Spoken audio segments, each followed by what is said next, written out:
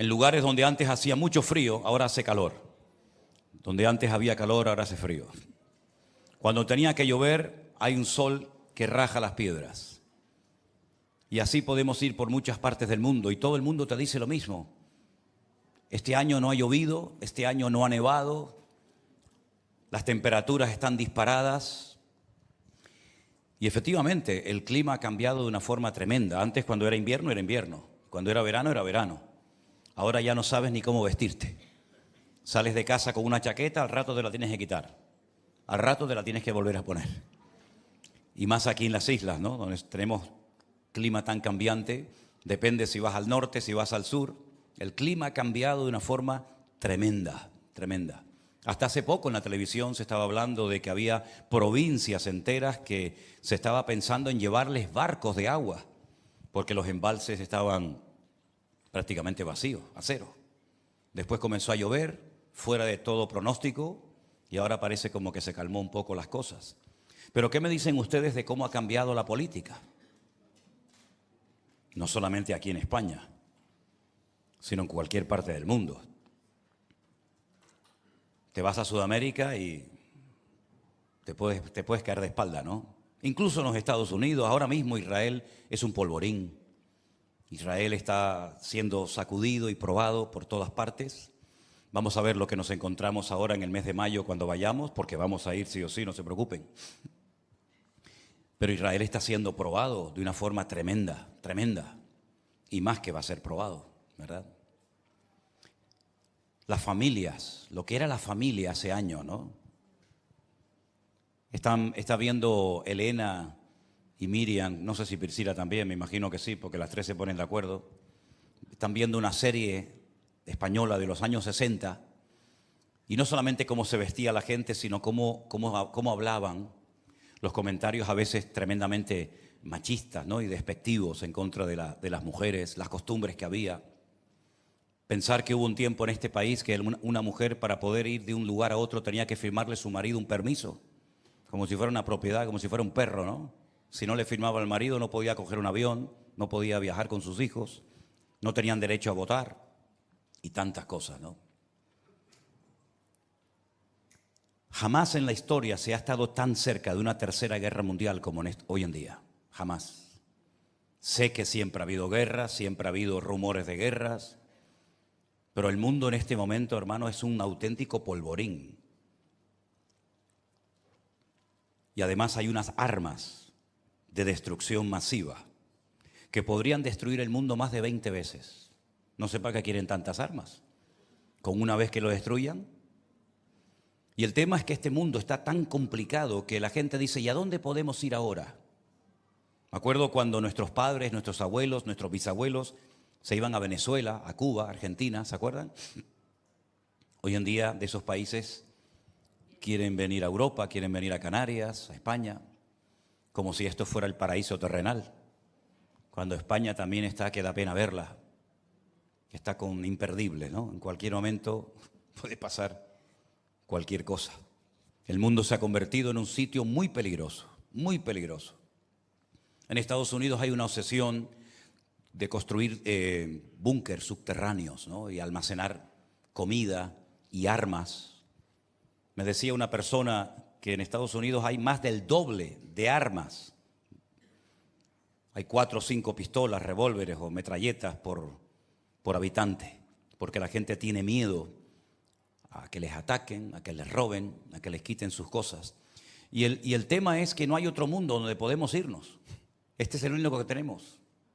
Algunos están haciendo prácticas porque dicen que se quieren ir a vivir a Marte, pero el viaje dura 5 años de ida y 5 años de vuelta. Pero tengo la sensación que si el hombre llega algún día a poner ciudades y poder vivir en Marte, yo creo que al poco tiempo Marte también lo van a destrozar.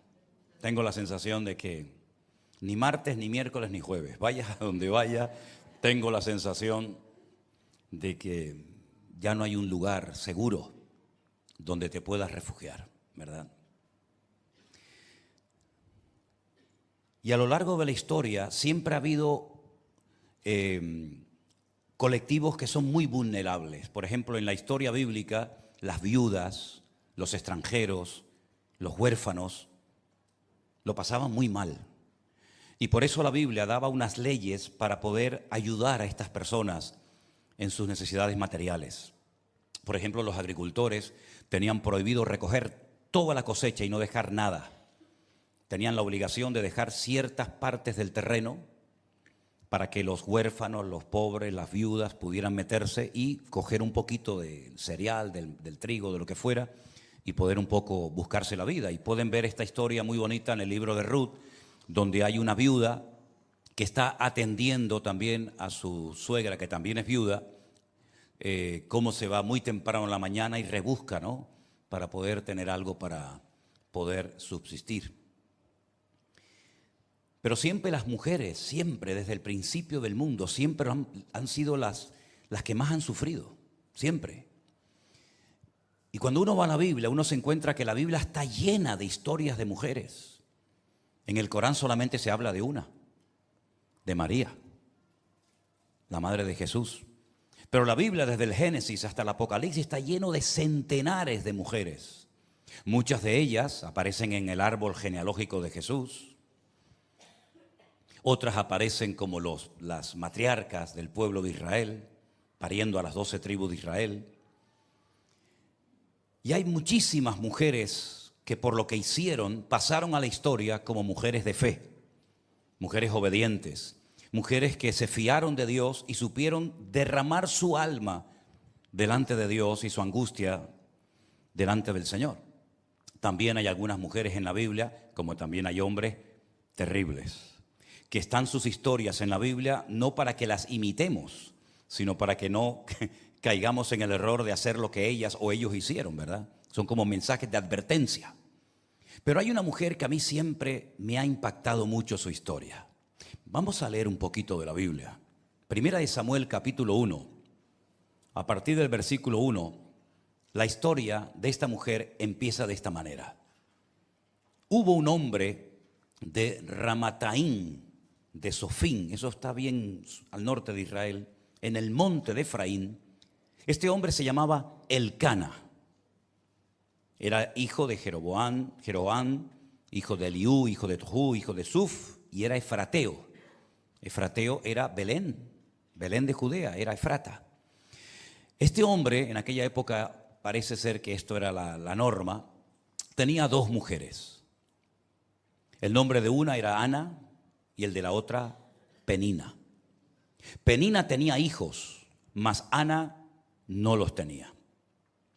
Todos los años aquel varón subía de su ciudad para adorar y ofrecer sacrificios al Señor de los ejércitos en Shilo, donde estaban dos hijos de Elí, Ofni y Fines, o Pinjas, como también se le llama, que eran los sacerdotes de Dios. Cuando llegaba el día en el que Elcana ofrecía sacrificio, le daba a Penina a su mujer y a todos sus hijos y a todas sus hijas, a cada uno según su parte. Pero a Ana daba una parte escogida porque amaba a Ana, aunque el Señor no le había concedido tener hijos. Y su rival la irritaba, enojándola y entristeciéndola, porque el Señor no le había concedido tener hijos. Así hacía cada año cuando subía a la casa de Dios, la irritaba así, por lo cual Ana lloraba y no comía. Y Elcana, su marido, le dijo: Ana, ¿por qué lloras? ¿Por qué no comes? ¿Y por qué está afligido tu corazón? ¿No te soy yo mejor que 10 hijos? Se levantó Ana después de que hubo comido y bebido en Shilo, y mientras el sacerdote Elí estaba sentado en una silla junto a un pilar del templo de Dios, ella con amargura de alma oró a Dios y lloró abundantemente. Hizo un voto diciendo: Señor de los ejércitos, si te dignares a mirar la aflicción de tu sierva y te acordares de mí y no te olvidares de tu sierva, sino que dieres a tu sierva un hijo varón, yo lo dedicaré al Señor todos los días de su vida y no pasará navaja sobre su cabeza. Mientras ella oraba largamente delante del Señor, Elí estaba observando la boca de ella. Pero Ana hablaba en su corazón y solamente se movían sus labios y su voz no se oía. Y Elí la tuvo por ebria. Entonces Elí le dijo: ¿hasta cuándo estarás ebria? Digiere tu vino. Y Ana le respondió diciendo: no, Señor mío, yo soy una mujer atribulada de espíritu. No he bebido vino ni sidra, sino que he derramado mi alma delante de Dios. No tengas a tu sierva por una mujer impía, porque por la magnitud de mis congojas y de mi aflicción he hablado hasta ahora.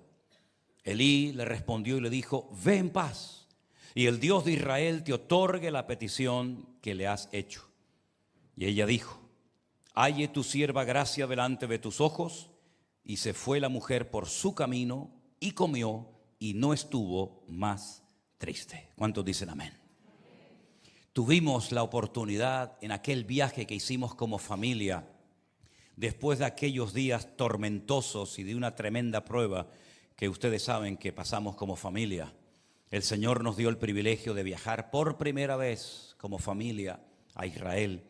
Y tuvimos la bendición de estar en este mismo lugar, en Shiloh, el lugar donde por más de 400 años estuvo el tabernáculo de Moisés. Cuando entraron a la tierra prometida con Josué, ¿se acuerdan? El tabernáculo, que era aquel templo portátil que se montaba y se desmontaba rápidamente, y que era el lugar donde estaban las tablas de los 10 mandamientos, aquella vara de Aarón que reverdeció en su momento, una copa con un poquito de maná para recordar la fidelidad del Señor con su pueblo. Y allí estaban los sacerdotes, allí estaba el menorá, allí estaba el altar del sacrificio. Bueno, pues todo ese mobiliario, todo el tabernáculo estuvo en Shiloh durante más de 400 años, hasta que fue destruido. Y ese lugar lo compraron unas familias sabiendo el trasfondo, sabiendo la historia bíblica, y están totalmente rodeados de enemigos, de personas que quieren destruirlos. Y en ese kibutz donde viven muchas familias, los autobuses de los niños que van al colegio, nos llamó mucho la atención que tienen los cristales blindados, porque en cuanto salen de ese lugar para volver otra vez a la tarde, pues corren peligro de que les tiren piedras o incluso disparos, como ha pasado en muchas ocasiones. Y fue muy impactante el poder estar en el lugar donde Samuel se crió, donde Ana estuvo orando al Señor y derramando su alma delante de Dios, donde vivía el sacerdote Elí y sus 2 hijos, terribles por cierto, Ofni y Fines. Estuvimos allí y hay una habitación, hay un cuarto bastante grande que cuando entras comienzan a apagar así las luces y hay una mesa y de repente sale así como de la mesa como un holograma, se podría decir. Y sale el tabernáculo y comienza a girar y en 3D puedes entrar y ver cómo eran las cortinas y las dimensiones. No, realmente fue una visita muy interesante. A ese lugar tenían que ir varias veces al año a ofrecer sus sacrificios al Señor, hasta que después se estableció el primer templo de Jerusalén sobre el monte Moriah, como bien saben ustedes. Algunas personas dicen: ¿cómo es que este hombre religioso, este hombre creyente, sabiendo que siempre todos los hombres que se les ocurría tener varias esposas siempre tenían problemas, cómo se le ocurrió al Cana tener no una sino 2 mujeres? Algunos comentaristas dicen que él realmente con quien se casó y con quien quería levantar una familia era con Ana, pero viendo que pasaba el tiempo, viendo que pasaban los años y Ana no le daba hijos, en aquella época la presión sobre una mujer para que fuera madre era tan grande que cuando una mujer, por el motivo que fuera, se daba cuenta de que no podía dar a luz, era estéril, tenía algún problema, se encerraba en casa y no salía a nada, porque las criticaban, se burlaban de ellas, como Penina lo hace, ¿verdad? Se consideraba que Dios las había castigado, que estaban bajo alguna maldición de Dios por algo malo que habían hecho en el pasado y tantas cosas. La presión social, la presión familiar, la presión religiosa era tan enorme que cuando una mujer no tenía hijos era la peor desgracia que le podía ocurrir. Entonces algunos opinan que ese es el motivo por el que tal vez el Cana se casa con otra mujer para poder tener descendencia y no perder el día de mañana pues la herencia, las tierras, etcétera, etcétera. El caso es que ese hogar era realmente un infierno. Él podía estar muy contento con sus dos mujeres, pero había una de ellas que lo estaba pasando realmente mal. Dice la Biblia que una de las esposas del Cana, Penina, la irritaba, la entristecía, se metía constantemente con ella, seguramente haría todo tipo de comentarios: Dios te ha castigado, tú no sirves, no vales para nada, mira los hijos que yo tengo, etcétera. Y era realmente insoportable aquella situación. Y es que en la vida hay cosas que por la experiencia, por los años, por la educación que hemos recibido, hay cosas en la vida que uno puede sobrellevar. En el matrimonio, con los hijos, en el marido, en la economía, en los estudios. Pero hay otras cosas que llegará el momento en el que tú dices: yo no puedo con esto. Yo estoy harto. Y por eso hay muchas personas que caen en depresión. Y por eso una de las enfermedades o la enfermedad más numerosa en todo el mundo es precisamente la depresión. Porque hay gente que no sabe cómo solucionar un problema personal y entonces pues caen en depresión, en tristeza, en amargura. Incluso lamentablemente tengo que decir que algunos piensan que quitándose la vida se soluciona el problema. Y es impresionante si tú te metes en internet y buscas las cifras de las personas, incluso jóvenes, que se han quitado en España la vida en los últimos años. De verdad que es deprimente ver la cantidad de personas que optaron por esa salida, que más que una salida es lo peor que puedes hacer, ¿verdad? Ana era una mujer desesperada. Yo creo que si a Ana la llevaran a un psicólogo, automáticamente diría: mire, lo que a usted le pasa es que usted está deprimida. Usted tiene que tomarse esto y esto y esto y 3 veces al día y esto. Porque era una mujer realmente deprimida, sin ganas de vivir. Dice que no quería ni comer. Dice que cuando una persona está angustiada puede recurrir a comer mucho o a no comer nada. No sé cómo tú reaccionas cuando estás triste o deprimida o angustiada. Hay gente que come y come y come y come. Piensan que comiendo se les va a ir la depresión. Y hay otras personas que dicen: no quiero comer nada. Y se enferman, lógicamente, ¿verdad? El caso es que Ana optó por no comer. Ana iba a la casa de Dios, que en aquel momento estaba en la ciudad de Shiloh.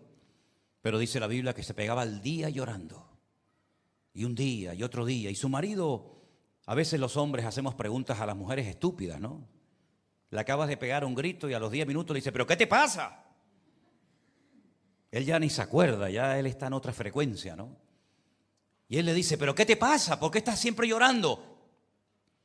Como si no supiera el motivo por el cual está llorando su mujer, ¿no? Y después no se le ocurre otra cosa que decirle. Yo una vez se lo dije a Elena y me miró de arriba abajo, no se lo pregunté nunca más. ¿No te soy yo mejor que 10 hijos?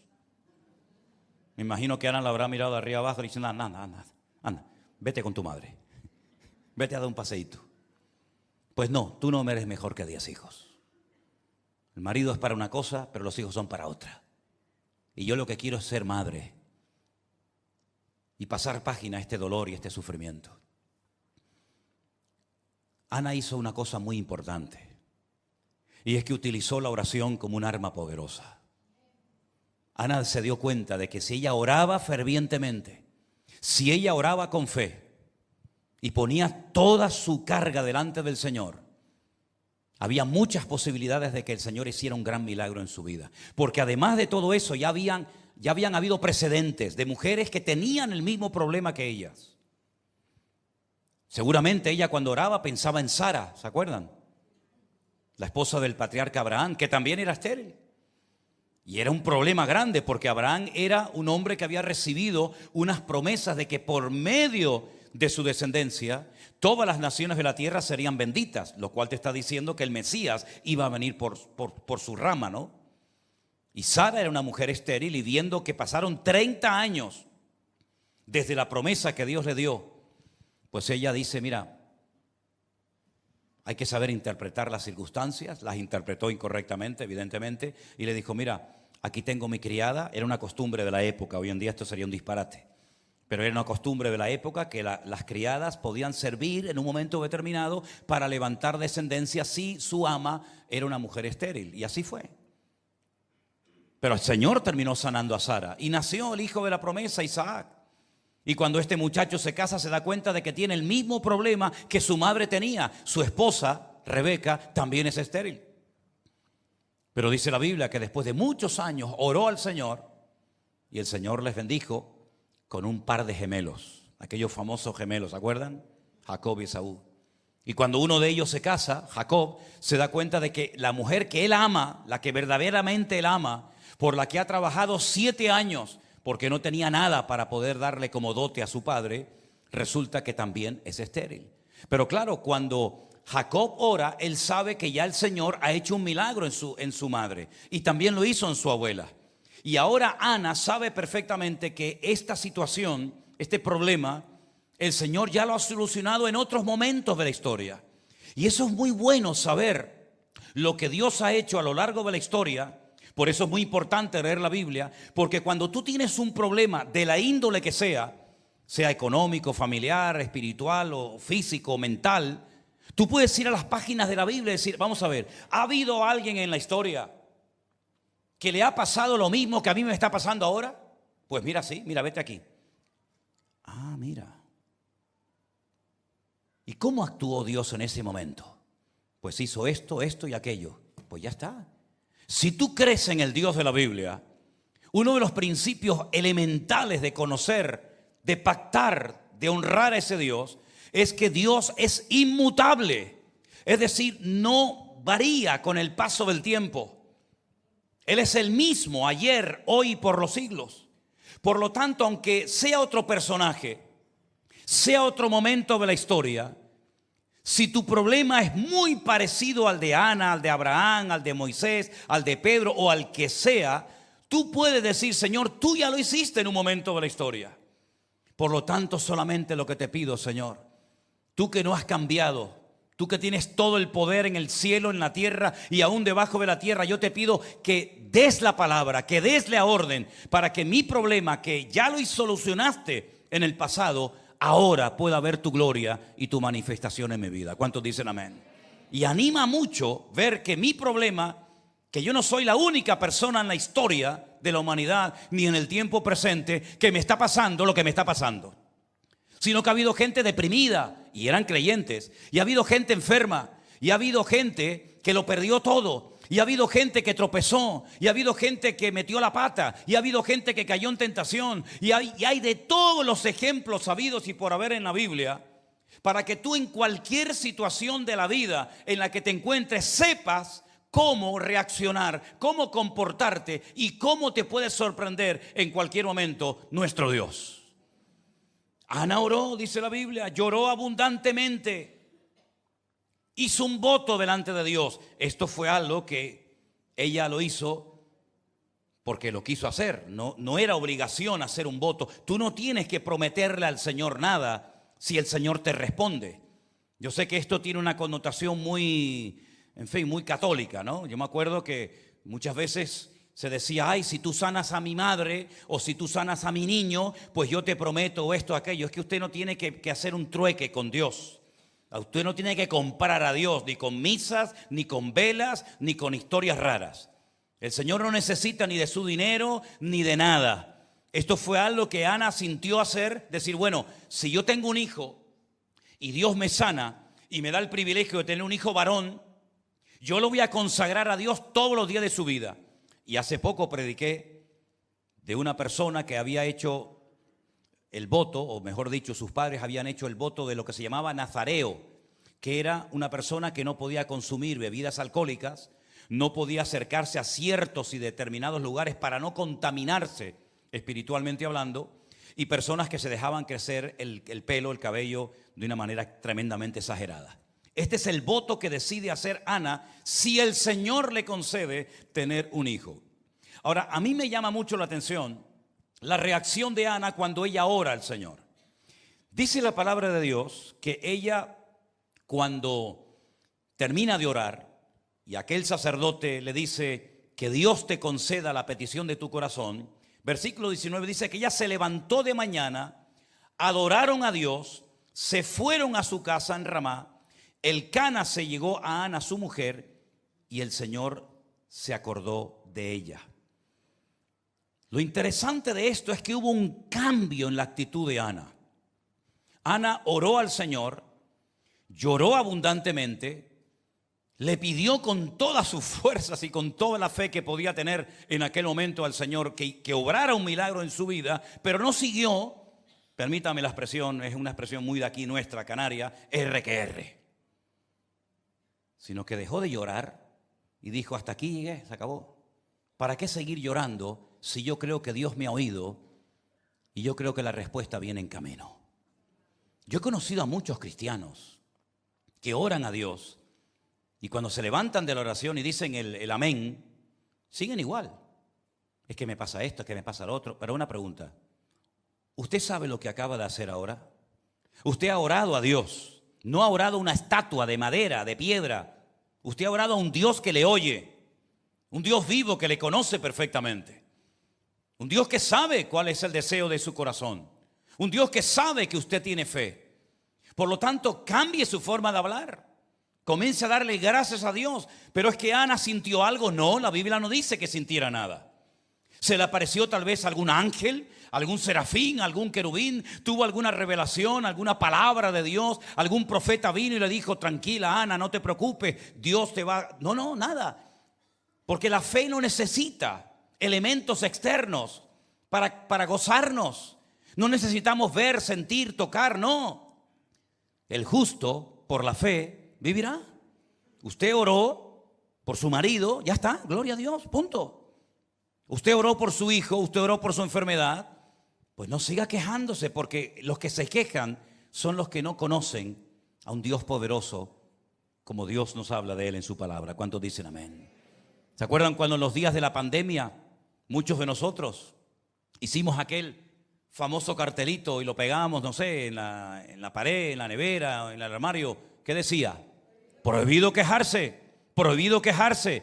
Recuperemos, recordemos aquellos días de prueba, aquellos días donde hubo una incertidumbre total en el mundo, pero el Señor nos hablaba con confianza, con fe, con valor en su palabra y decidimos no quejarnos.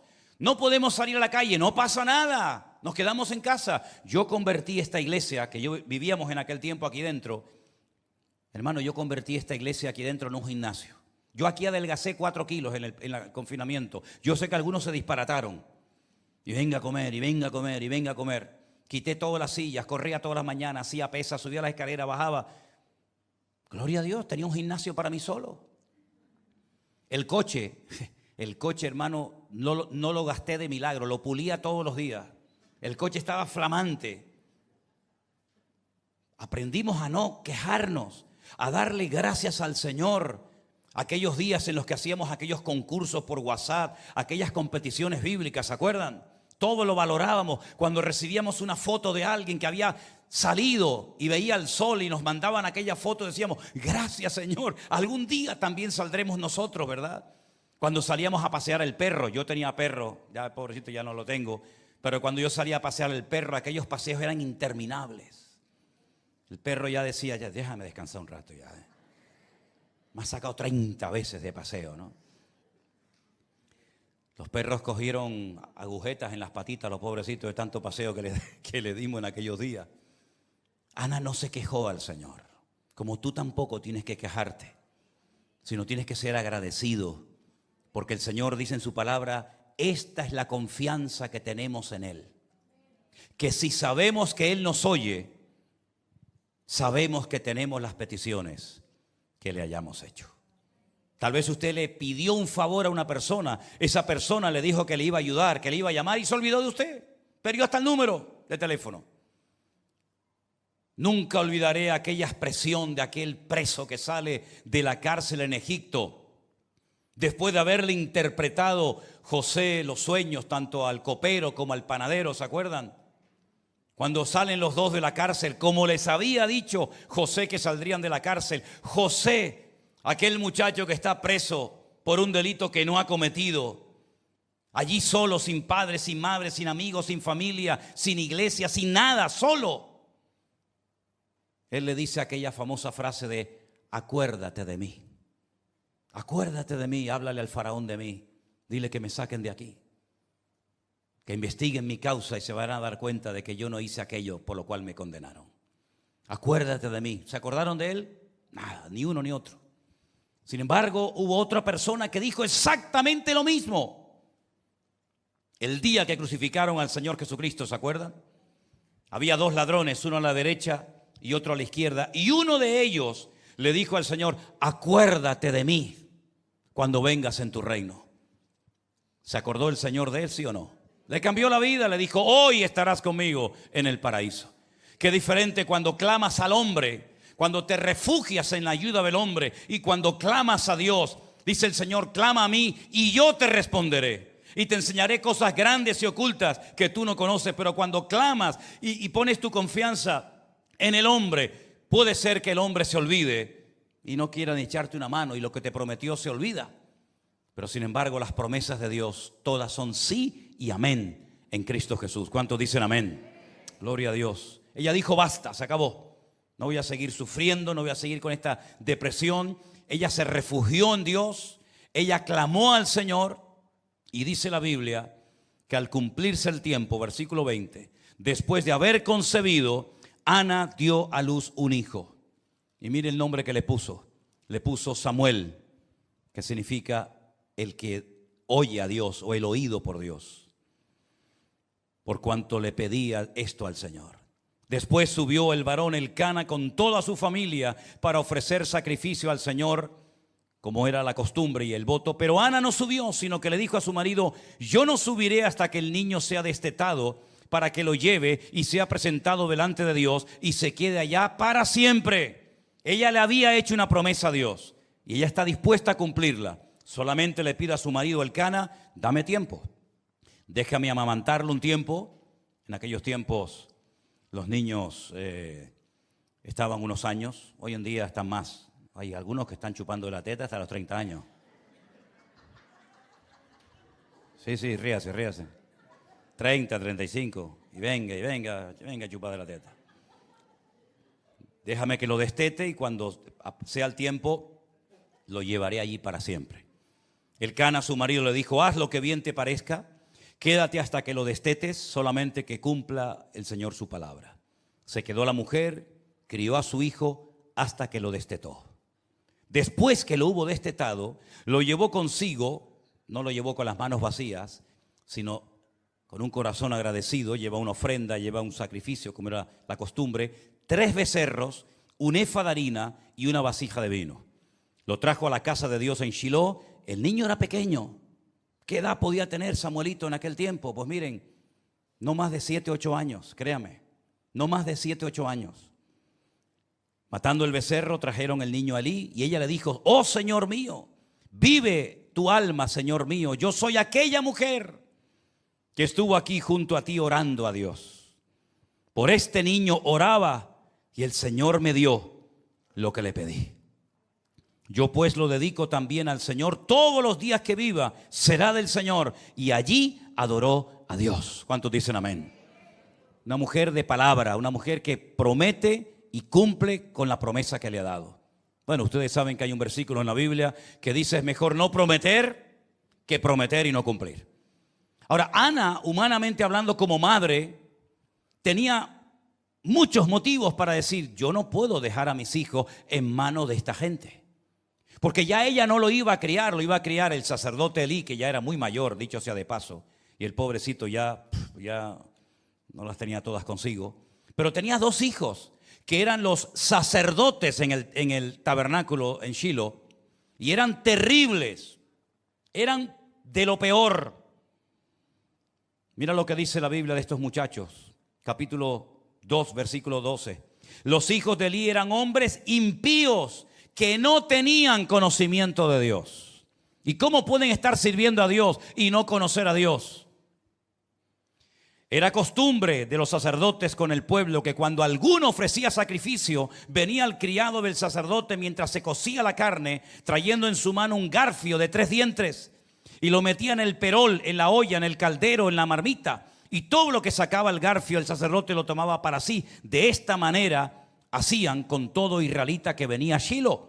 Asimismo, Antes de quemar la grosura, venía el criado del sacerdote y le decía al que sacrificaba: dale carne que asar para el sacerdote, porque no tomará de ti carne cocida sino cruda. Y el hombre le respondía, quemen la grosura primero y después toma tanto cuanto como quieras. Él respondía: no, dámela ahora mismo, de otra manera yo la tomaré por la fuerza. Y unos abusadores, en vez de ser un ejemplo al pueblo, eran unos abusadores como sacerdotes. Era pues muy grande delante de Dios el pecado de los jóvenes, porque los hombres menospreciaban las ofrendas de Dios. Y además de todo esto, dice que allí mismo en el tabernáculo fornicaban y se acostaban con las mujeres delante de todo el mundo. Una falta de respeto. Aquello era un relajo, un desorden total, terrible. Ana podía haber dicho: Señor, es verdad, yo te prometí a mi hijo, tú me lo diste, tú me sanaste, tu milagro en mí ha sido tremendo, pero Señor, mira esta gente. ¿Cómo voy yo a poner a mi hijo en las manos de estos corruptos, en las manos de estos perversos que todo el país sabe que son un desastre, que no son un ejemplo? ¿Qué educación, qué ejemplo le van a dar a mi hijo? Ella no argumentó con Dios, porque ella no estaba poniendo a su hijo en las manos de los hombres. Ella estaba poniendo a su hijo en las manos de Dios. Y claro que uno puede tener sus dudas y sus precauciones, ¿verdad? Como padre o como madre. Pero si tú confías en Dios y tú oras al Señor por tus hijos, el Señor te los cuidará. Mejor de lo que tú te imaginas. Es que el profesor el otro día enseñó no sé qué. Es que la profesora el otro día, madre mía, es que en ese colegio, sí. Busca un colegio perfecto hoy en día, no lo vas a encontrar. Donde no enseñan una cosa, enseñan otra. Pero tú tienes que confiar en Dios y poner a tus hijos desde temprana edad y enseñarle la palabra de Dios para que tengan conocimiento del Señor y respeto de Dios, para que no se dejen influenciar, no se dejen manipular ni cambiar, sino al contrario, que tengan una buena base que aprendieron por sus padres en el hogar.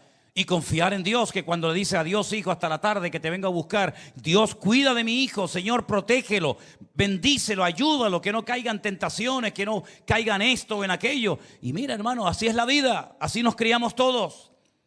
No tenemos colegios cristianos en Canarias. Creo que en España, si no recuerdo mal, hay 1 o 2 colegios cristianos en toda España, en la península. Pero tenemos un Dios que cuida de nuestras vidas donde quiera que nos encontremos. Amén, hermanos. Y Ana cumplió con su promesa, y en aquel ambiente de corrupción, de inmoralidad, nació y se crió un pedazo de hombre de Dios, que hay no 1, 2 libros en la Biblia con el nombre del profeta Samuel. Un hombre que durante 40 años dirigió o intentó dirigir al pueblo por el buen camino. Un ejemplo de hombre, una persona fiel, una persona que dice... La expresión bíblica es que no dejaba caer a tierra ninguna palabra de Dios. Es una persona responsable, una persona consagrada, comprometida, una persona que marcó una diferencia, que cambió el ambiente y no el ambiente lo cambió a él. Una persona que se mantuvo fiel al Señor hasta el último momento de su vida. Es una maravilla leer la biografía de este hombre. Ungió al primer rey de Israel, al segundo rey de Israel. Fue un ejemplo, una influencia maravillosa durante toda su vida. Pero un hombre que se mantuvo con su mirada puesta en Dios. Si usted quiere mantenerse firme en medio de la corrupción en la que vivimos, porque España está en coma, España está en coma espiritualmente hablando, Yo no sé este país cómo todavía se mantiene. Porque las cosas que se están haciendo y permitiendo no van a quedar